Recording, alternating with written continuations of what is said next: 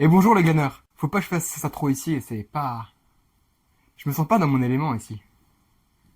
Je suis dans une pièce, alors que j'habite en Savoie. C'est possible ça? Allez go, on bouge.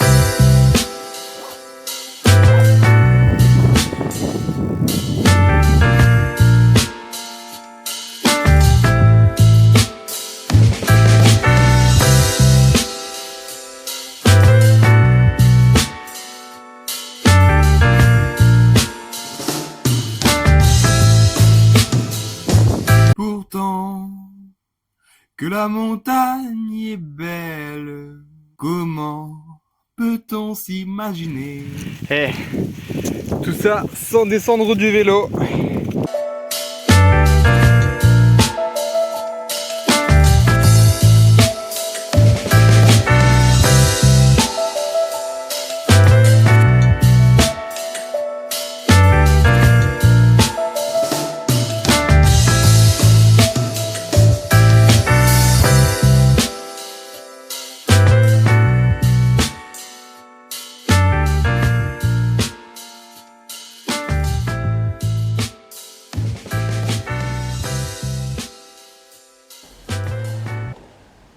Eh bien bonjour les gagners.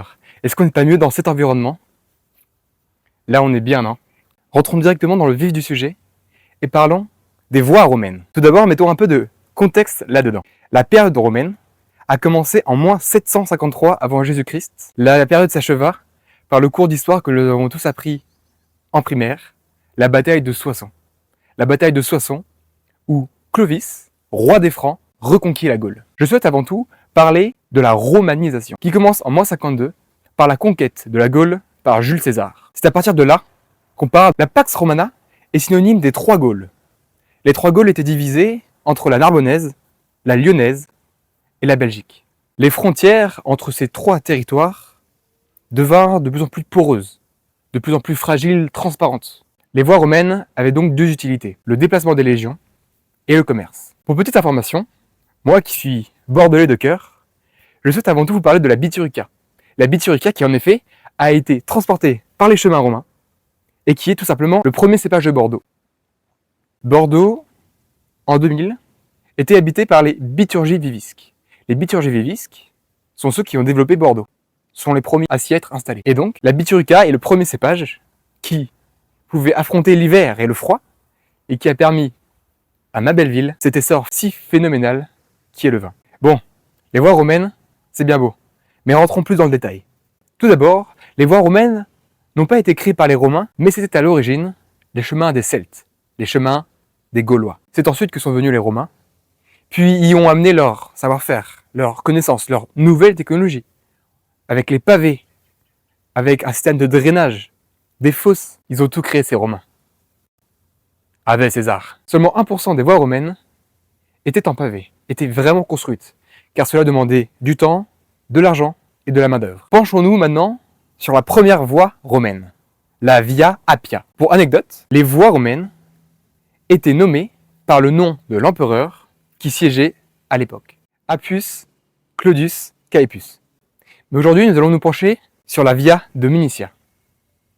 L'idée de cette vidéo vient d'une randonnée que j'ai faite dans les Pyrénées il y a une quinzaine de jours. Cneus Dominicius Aberbus. Je prononce très mal. Cette voie, qui partait toujours de Rome, s'est dirigée jusqu'à l'Espagne d'aujourd'hui, en traversant les Alpes par le mont Genèvre. Il faut savoir que les Romains n'avaient pas le choix. Ils ne pouvaient pas détourner et ont donc ainsi foncé.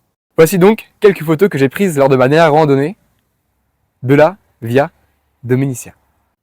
Ah, il commence à pleuvoir.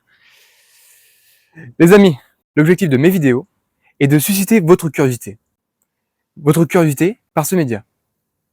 Ce média vous donnera des idées penchera sur différents sujets, tels que l'histoire, de la philosophie et d'autres choses encore. Finalement, on se retrouve dans cette chambre, puisque j'ai oublié de tourner la fin de la vidéo. Je vous remercie de m'avoir écouté et d'en avoir appris un peu plus sur le chemin romain. Et je vous dis à la prochaine pour une future vidéo.